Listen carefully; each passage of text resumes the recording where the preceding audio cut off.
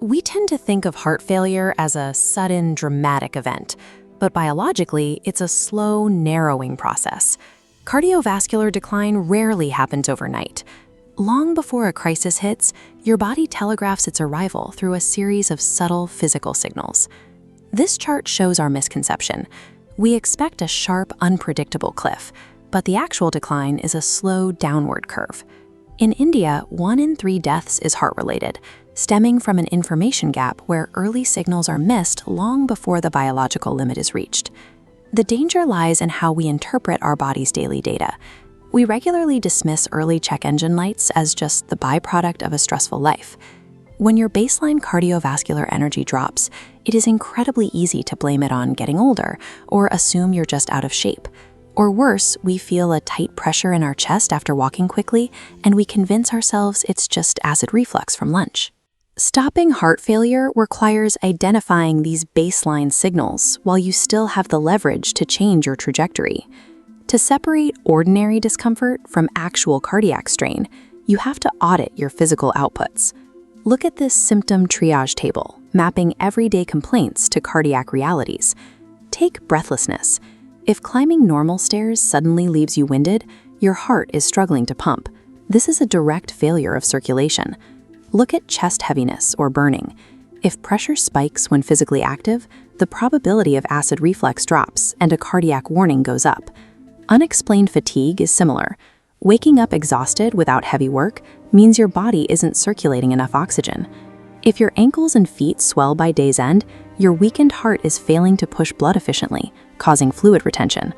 Sleep disruption is another mechanical tell. Struggling to breathe lying flat indicates your heart is physically struggling against gravity. An irregular heartbeat or sudden palpitations point straight to an electrical imbalance in your cardiovascular system. Finally, dizziness or lightheadedness is an indirect signal that your heart lacks the force to pump blood upward to your brain. A single one of these symptoms on an off day might be an anomaly, but biology operates on patterns. When these symptoms overlap or repeat, writing them off as the result of a long week becomes a mathematically dangerous calculation. Once you recognize the physical decline, the next step is calculating exactly what it costs to reverse it. It requires a direct trade-off.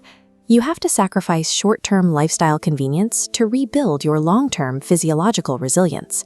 This cardiac daily ROI scorecard outlines daily investments to clear blockages and relieve pressure. First is movement. A 30-minute daily walk directly strengthens your heart muscle and pulls blood pressure down. The cost? You trade roughly 4 hours of leisure time every week to do it. Second is diet. Increasing fiber and cutting processed oils aggressively targets cholesterol and triglycerides, forming arterial blockages.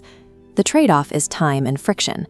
You must spend more time prepping meals and abandon fast food. Third is biometrics. Target a blood pressure of 120/80 and tightly control blood sugar to stop pressure compounding against artery walls. Finally, habits and stress. Quitting smoking and managing daily tension are mandatory to prevent acute blood vessel constriction and electrical instability. There are no shortcuts here. The cost of a healthy heart is paid in these unglamorous 40-minute daily increments, but the return on that investment is avoiding systemic failure entirely. Now you have to weigh your daily symptoms against those required lifestyle costs to determine your immediate next step. We can map this out on a decision tree based on your current symptom count. If you fall into the 0 to 1 mild symptom pathway, this daily protocol acts as proactive maintenance. It keeps your longevity and energy levels high. If you follow the 1 to 2 early signs pathway, say you have exertion-based breathlessness or foot swelling, the daily protocol is no longer optional. You have to implement it right now to halt the progression. And if you are on the multi-symptom path, with overlapping mornings like chest heaviness and dizziness, you cannot just try to walk it off.